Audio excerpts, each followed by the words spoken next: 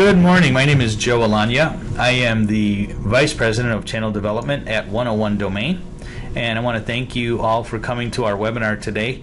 We're going to be interviewing John Berard, who is the CEO of Vox Populi. Vox Populi is the registry that manages the one-year-old .sucks domain name. And before we begin, I want to ask John to introduce himself and give us a little bit about his background. So John, if you can kind of give us a little bit of information about yourself and about Vox Populi. I think the easiest way for me to describe how I got involved in the domain name business is that I was part of the team that sued ICANN over the .com contract that it intended and ultimately signed with VeriSign back in 2003, 2004. Early on in my career, I was an advisor to Esther Dyson in the late 90s at a time when she was contemplating ICANN, what became ICANN, and also contemplating what became Trustee, which is an online privacy organization. And my interest at that time was privacy, and so I went off on the Trustee branch of Esther's tree, and only in 2003 came back as part of the lawsuit. Since then, I've been very much involved both as a on behalf of registrars, on behalf of registries, on behalf of, and I'm as a part of the business constituency, because I think that ICANN represents an opportunity to continue to expand what I view as the most significant business platform that exists, which is the Internet. When the new gTLDs when the program was created, I, along with a number of other people, thought that it presented an opportunity to solve a couple of business problems, some of which I had been very much involved in my career as a marketing and public relations professional. The first was that when a company confronts criticism on the Internet, it's very difficult to run it to ground often because of the distributed and the anonymous nature of the Internet, because of the ability to move quickly ahead of confrontation. There were many companies that I worked with who spent a lot of time trying to correct misperceptions that were being promulgated on the Internet. There are also increased expectations on the part of consumers that not only will they be able to speak to companies, but that the companies will actually hear them. And so when we looked at the opportunity to use the new gTLD program to solve these two problems, the notion of .sucks just sort of bubbled right to the surface. Because in the current day, one need look no further than the U.S. political arena right now, where one candidate is talking about another candidate's small hands in a veiled reference to sexual capability, which is kind of an astonishing level of political discourse. The word sucks is really far less pejorative and much more now a call to action, a point of view. It is a way for companies, institutions, and individuals to rally others to its cause. And so we saw this as an opportunity to bring criticism out of the dark corners, to allow it to be collated, collaborated, curated in a way that it could be made even more valuable. And so then the question was, well, are there analogs for that? And when we looked at that, we were convinced, because I might have been 10 years ago when Glassdoor.com launched. If you're familiar with Glassdoor, yeah, it allows it's people, an employer it's an HR portal now, but at the time it allowed anonymous posting by employees about their companies. And most companies went ballistic about Glassdoor.com because it opened a window into what they had previously felt was proprietary and closely held information. Well, now if you go to Glassdoor.com, you'll see that it's become part of almost every company's HR process. It is a quite well-respected channel for identifying employee issues and use in recruiting. So we see .sucks as coming out of that internet tradition of the ability to criticize, but now the actual helping make sure that you're heard, and also giving people who could benefit from the criticism the opportunity to more effectively manage it. I have a question about that. Sure. I know of somebody who had an encounter with Glassdoor where people lied about them, and I'm quite certain that that was the case.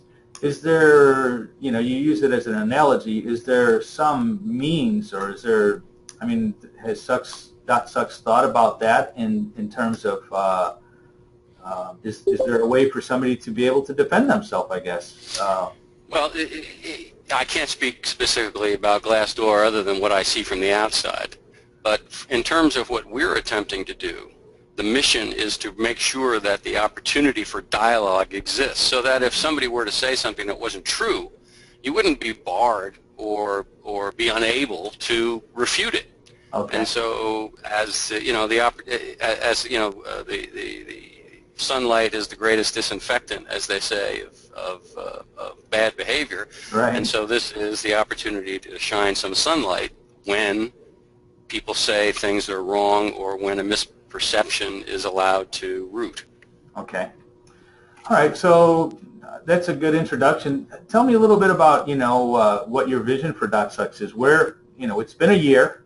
101 Domain has done, we're always an advocate for our clients. And, we came in at, I think, a very good price on them on purpose, because we wanted to make it easy for people to get them and to secure them. But I think there's quite a lot of people out there that are wondering, what's the vision now? What should we do with our .sucks domain? Should we just leave it and just protect it, or should we try to use it in some ways? So I'd be curious of your thoughts on that. Joe, I can't hear you, Joe. I apologize. Okay. Now can you hear me? Yeah, that's better. Sorry, Thank maybe you. I need to be a little closer. I had to change microphones when I began. So what I was saying is that 101 Domain was an early registrar to offer .sucks, and we came in at a low price on purpose because we see ourselves as an advocate for clients, and there were some people who complained about pricing. But my question is, there's a lot of people out there that have bought a .sucks domain, and my question to you is, what's your vision for the future of it? Do you believe that people should just hold on to them and just kind of keep them, or is there some way that they can use them productively for their business going forward? I think that one of the most interesting results or lessons from the first year of our operation is that once the initial reactive noise died down, people actually did begin to look at the value that the .sucks platform presented. As we have said, and we have come to believe, and as I believe has been proved by the use of the .sucks names that are online, it's more of a platform than an address. It is, as I said, more of a point of view than just another label. I think that there is great value in the expansion of the new names, because it gives people an opportunity to more specifically describe themselves. But in terms of .sucks, we've seen people who have come to appreciate the opportunity that the platform gives them to reach new audiences. And that's been one of the most refreshing takeaways from the first year of our operation. Now, I did prepare a handful of slides. If you wanted to move to those, we could move through them now, Joe. Okay, well, actually, it sort of dovetails into what I was thinking, and I want to ask you this, and maybe you can answer them during that short presentation, but you've got a year under your belt. I'm curious who the typical .sucks registrant is, what sectors of end users are starting to emerge. So if you like, do you want to use that slide presentation for that? Is that what you're thinking? Well, we can, yeah. Why don't we move to the slide, and I can address your question right at the top. Okay. The dominant registrant, and I'm talking now about registrants that are actually deploying the .sucks domains, are mostly new companies or companies with new products. They are small companies that are seeking to make a wider name for themselves, or they are long-standing organizations that are that have identified the .sucks platform as an opportunity to expand beyond their traditional reach. Mm-hmm. And so the key lesson for us at 1 year of age, keeping in mind that we're not yet walking, right? I mean, at one, I think we're still crawling a bit, is that the mission that we had set for ourselves seems to be resonating in terms of being able to reach new people with a specific point of view in a way that can rally support and endorsement. And so if you go to the next slide, it's pretty straightforward. As most people who have paid attention will have heard before, we don't measure ourselves. We try not to get caught up in being measured by the number of registrations or revenue, but in innovation. The reason for that is can be seen in the pricing that we've set for the registry. We are not seeking to flood the internet with .sucks domain names. That's not our mission. There are other registries that have taken that approach. I mean, what .xyz has done has been extraordinary in terms of proliferating XYZ domain names. Our measure is innovation, not the number of registrations or the revenue that they've generated. And the key to making that happen is being able to help our registrants understand that they can expand their reach into this exploding demographic of younger consumers and activists. So if you go to the next slide, Joe, we'll see that that's what they're telling us. There is an organization in Australia that is devoted to seeking the end of old growth logging, and they registered logging.sucks. And when I spoke to the executive there, if you want to go back to that second slide, when I spoke to the executive there, he was quite clear. He said, we registered it because the people who support us have been the people who have supported us for a long time. If we're going to be effective advocates, we need, as he said, to reach a different audience, particularly younger people who may not now be engaged. And I think that reflects a real advantage of the platform. Well, I have a question about that. I mean, wouldn't it seem that if you don't have a lot of people using it, that it would be trouble to get the word out, I guess? I mean, I'm wondering if that is, counterintuitive to making it popular. Well, it's pretty clear that there are people using it. I mean, and we can talk a bit about some of those. There are some that I've laid out in a couple of slides from now. But no, if no one were using it, yeah, I'd be pretty concerned about it. But we've got some pretty interesting registrants who have deployed the websites. And when you look at the opportunity for presenting a counterintuitive approach to marketing and communications, I think that you will see this begin to accelerate over the course of year 2. So if you go to the next slide, you'll see that the power of this, what's powering this, the fuel, is that you can't just be concerned about what you say about yourself. The world now requires a dialogue, and when I mentioned Glassdoor earlier, you could look at TripAdvisor, you could look at Yelp. I mean, many people, when they go to a new city and they're looking for a restaurant, they'll look at Yelp to see what people who have eaten there have said before. And so what we offer is an opportunity to more aggressively participate in this discussion economy. Now, what's the next slide, Joe? Okay. Can I ask you one question while we're on that topic? Have companies like Glassdoor or Yelp or TripAdvisor registered it yet? Do you know? Specifically those, I can't Yeah, well, Yelp, I believe, has Yelp.sucks has been registered. They But have their collection of critics too, you know. well, of course they do. But, you know, everybody is a critic, and everybody deserves to be criticized. Otherwise, we'd never improve, right? It's the old story about how do you make a diamond, right? It takes 1,000,000 years of pressure. Right. And if you are curious as to whether a name has been registered or not, you can easily find out by visiting get.sucks and testing it. The one thing that we haven't really said much about who's registered, but I was curious at the end of year one as to whether we had the attention of corporate America. And so I took the Fortune 100 companies, and I took a look at the names that were registered in .sucks, and darned if 55 of the Fortune 100 hadn't been registered. Now I can't confirm that they've all been registered by those companies, but their names have been registered. And my hope is that in year two, just as we will now move from crawling to walking, that they too will move from crawling to walking and begin to deploy some of these things.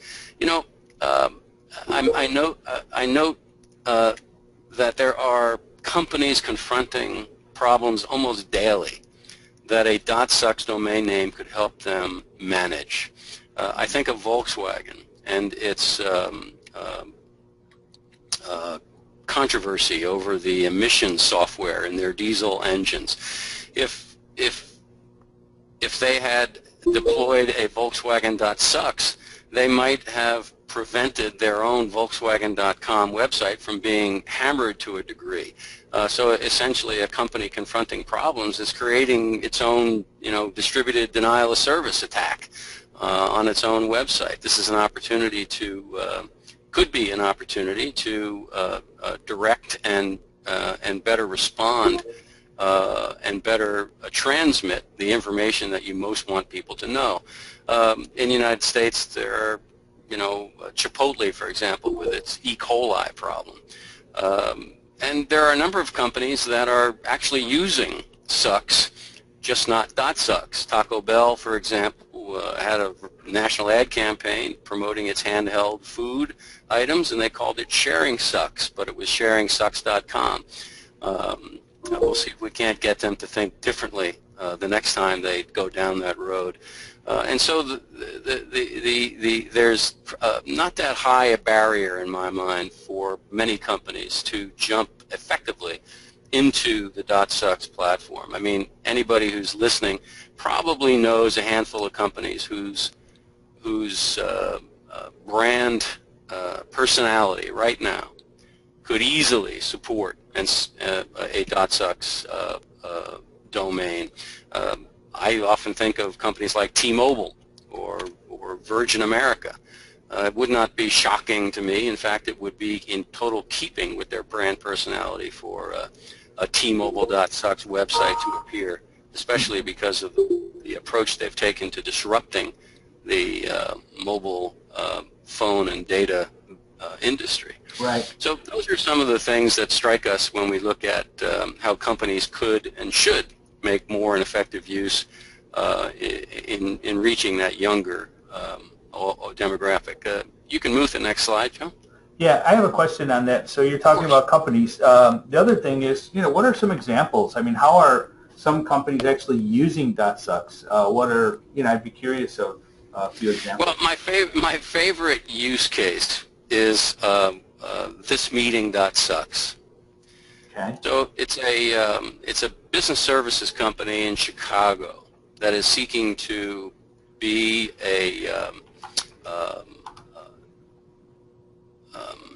seeking to expand its awareness as a provider of support for those kinds of.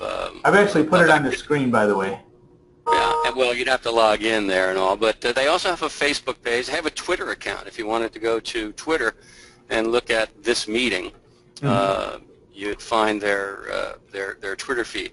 So what they're doing is they've created a website that is attention-getting, that reinforces their products and services, and that is a part of a multi-platform social approach. So there's the Facebook page, the Twitter page, and the website.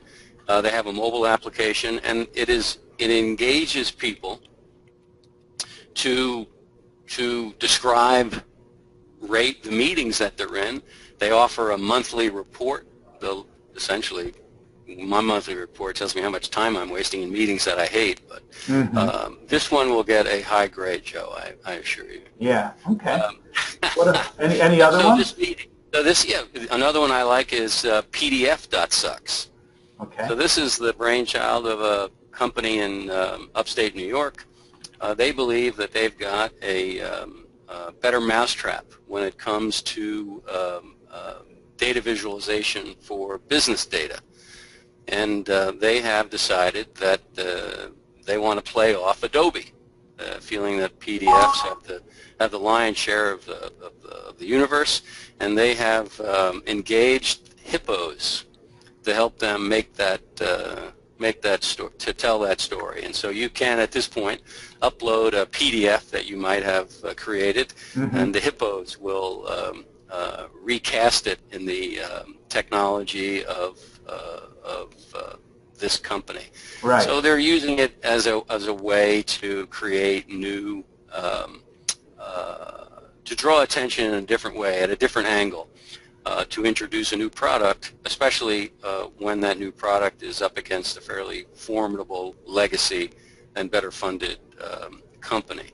Right. So, there's, in terms of the 5 most likely use cases, we talk about advocacy, and logging.sucks as an example. That's the one I mentioned earlier. It's the New South Wales organization that is seeking to end old growth logging in Australia.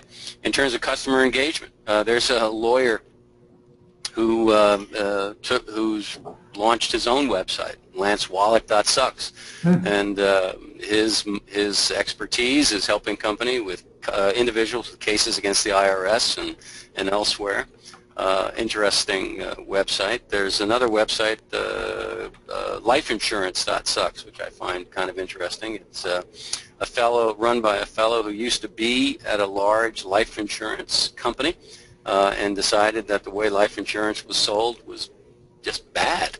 And so he decided to go out on his own, and decided that the best way to do that was at an angle, and the angle was lifeinsurance.sucks.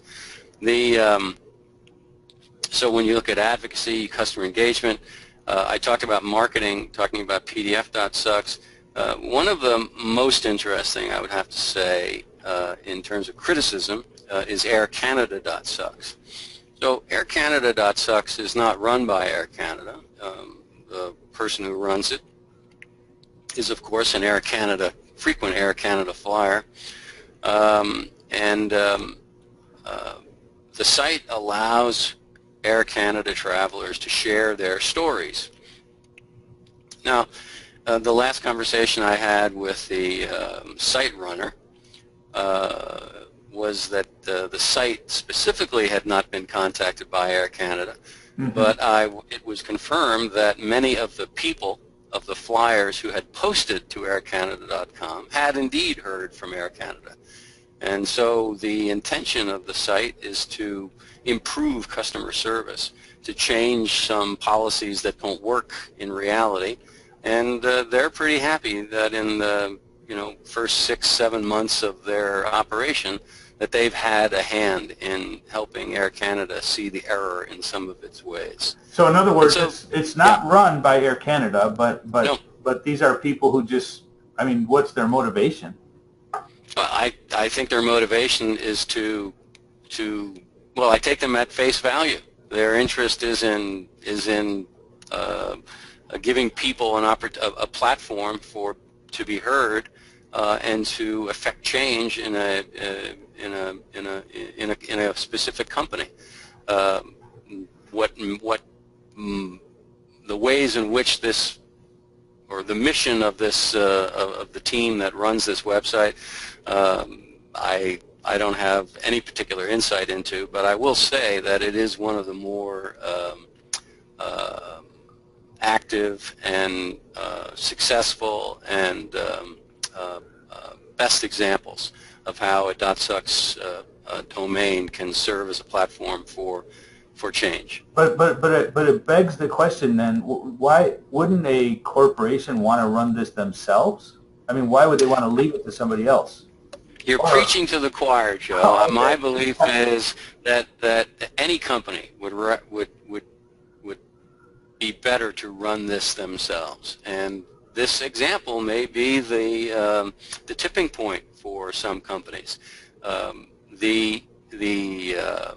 There are industries that suffer a lot, maybe a disproportionate amount of criticism, and certainly airlines one of them. I mean, if you recall, a few years back, a musician whose guitar was destroyed on a United Airlines flight, and United Airlines refused initially to cover the cost of it. He then released over time, three music videos under the rubric of United Breaks Guitars. And I thought at the time, you know, geez, United should be a bit more aggressive in managing its customer relationships.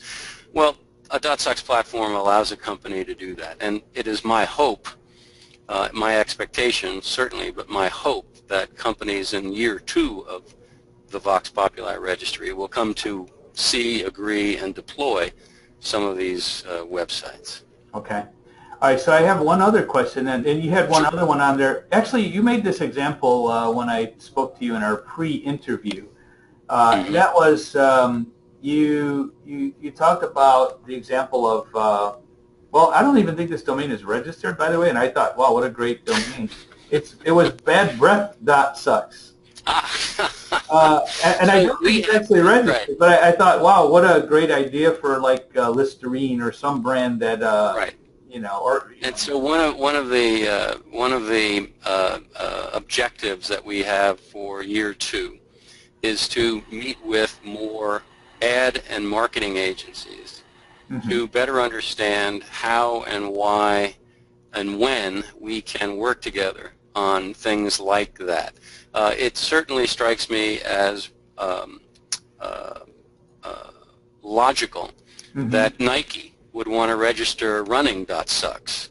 It strikes me as logical that Listerine or its parent company would, or Scope or its parent company would like to register badbreath.sucks. There are many problems, some of which are unmentionable, I suppose, that consumer products seek to cure, and those are all, I believe, open to a .sucks platform. But yeah, see how logical you thought that badbreath.sucks probably already existed.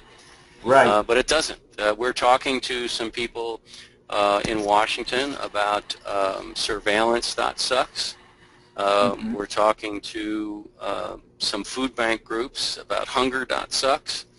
You can begin to see how the opportunity to create an attention-getting website, an attention-getting program really exists for nonprofits, for consumer-facing companies, and for institutions. You know, I'm not suggesting that, you know,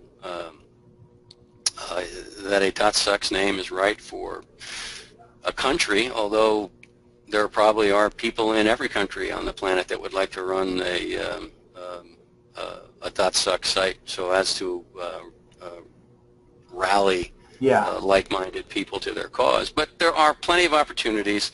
My feeling is that our first year gave us some indication that we were right to set our mission and our market the way we did, and that year 2 should be a year of expanded awareness. Okay. Without the use of hallucinogenics too. So even. What about you had a couple of programs that you called, and there may even be somebody interested in this. You called it the Trailblazer. Yes, Trailblazers, and so it is in this program that we're talking to people with regard to names like surveillance.sucks and hunger.sucks. The idea that there are organizations, institutions that already have a a set of members, a group of supporters, Okay. and that they're operating under some other website, and that we could see them operate under a .sucks platform.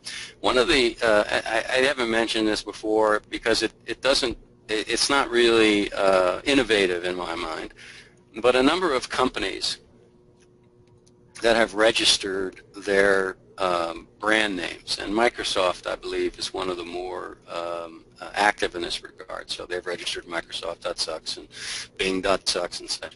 And if you were to type in Bing.sucks, it would take you to a Bing page, right? So they're using the name to redirect to a product or a service or a company page that already exists. There are a number of smaller companies that are doing that as well. Some colleges and educational institutions are doing that. It's not the most innovative use of the platform, but it does suggest that there is the ability to draw people's attention because of it. Okay. So you're saying that when somebody uses a .sucks website, that it's more interesting to an end user, basically. Yeah, people are seeking them out. Yeah. You know, I think what we will look to do in year 2 is to begin to pay more attention to web traffic and Alexa rankings, so as to better gauge how active some of our registrants' websites are. Mm-hmm. We will continue to write field reports. So if you were to visit our blog, for example, blog.registry.sucks, you would see among the postings there a number that are titled Field Report. These are interviews that we do with our registrants, which we hope will serve as insight for others who are thinking about registering at a .sucks domain. Mm-hmm. So there's an interview there with the head of marketing at the company that operates pdf.sucks. There's an interview there with the head of the organization that operates logging.sucks. There are a handful there and a handful in the queue. So if you visit it. How about the advocates? What is that program? Well, advocates are those who are specifically running sites that have the word sucks in them right now. Okay. And if you have so for example, cancersucks.com is a website that exists in the world right now. And we're talking to them about moving to cancer.sucks. Okay. And so it's important for us to work with institutions and individuals that already recognize the market-making power, the ability to rally a group, the ability to use the word sucks as a point of view, as a platform, not just as something that one says in the schoolyard. Right. Okay. I remember early on I saw a video of Ralph Nader, and he was talking about this. So I'm curious, does he still support you guys? He was very gracious to do that. Yeah. Yeah. You know, we have maintained our commitment to his initial thoughts about .sucks. I mean, the reason that we even went to Mr. Nader was because in 2000 he and his people had applied to ICANN to operate a .sucks extension. All right. It did not happen then, and so we thought, well, it's high time that it did. Of course, the 15 years that passed between his request and our application being granted, the world had changed a bit, and the restrictions that he had hoped to deploy on the platform, whereby no company where a company could not own its own .sucks name specifically, that was not a restriction that, you know, in the year 2015 you could credibly exert, because of the value that companies now see in dialogue and criticism. Right. So I guess, we're going to open up the questions in a little bit if there are any questions. I don't see any on the chat board, but if anybody does have questions, feel free to post them on the chat, and we'll ask John to answer them. But I wanted to ask you this. What have been your biggest surprises? So it's been a year. What have you seen that you didn't expect?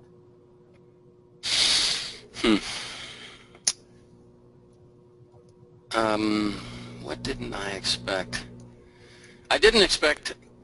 Can you hear me, Joe? I've lost some of the. Yeah, I can hear you. Okay. So I didn't expect that we would have faced the persistence of criticism that we did. I didn't think that we were stretching the bounds of commerce as much as people suggested we were.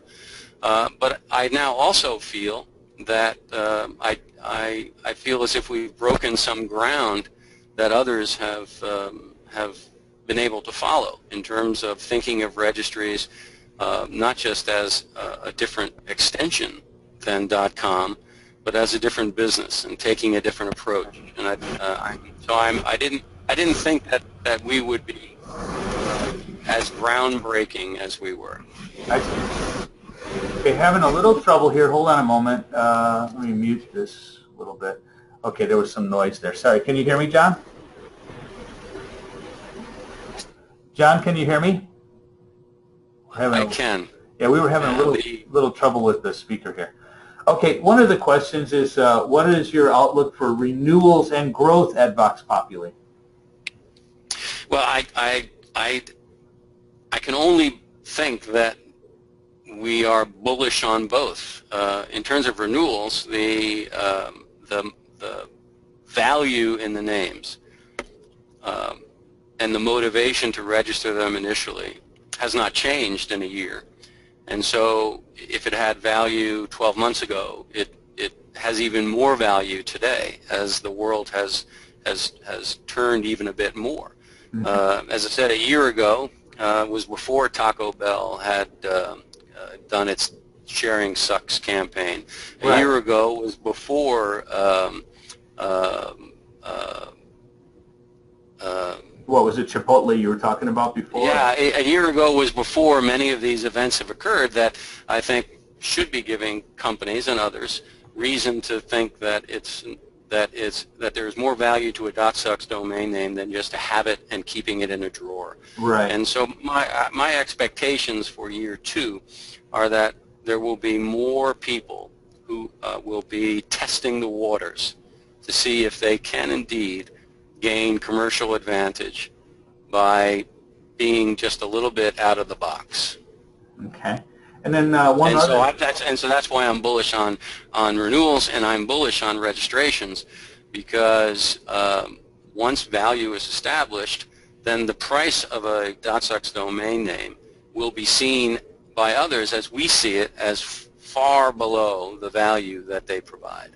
When I think about the amount of money that is spent on marketing and customer engagement and product recalls, the registration, the development and deploying a .sucks website is far less expensive than might otherwise be thought. And that is another question. Is there any, in terms of the outlook in terms of pricing, do you see the prices going down a little bit? Because that certainly was a complaint over the past year. I think we've fought our way through that complaint, though, Joe. And no, I don't see any change in pricing coming down the road. I think that there have been too many instances where individuals and companies have found value in the platform, and so we're going to go with that evidence that the pricing is where it needs to be right now. Okay. All right. That concludes our interview. I want to first just thank you, John, for being kind enough to take your time. I know you're traveling. I want to thank all of you that joined the webinar. If you want to learn more about .sucks, you can visit 101domain.com/sucks.html, or you can go to get.sucks Is that what it is? I don't remember what. Yeah, get.sucks, and you can check it out to see if a name exists. And if you want, you can just contact me directly. I try to be as available as I can. I'm at john@registry.sucks. All right. So we thank you all, John. We thank you very much, and we wish you guys some great travels. Continue on your way. Take care, John. Thank you, Joe. Bye-bye. Bye-bye, all.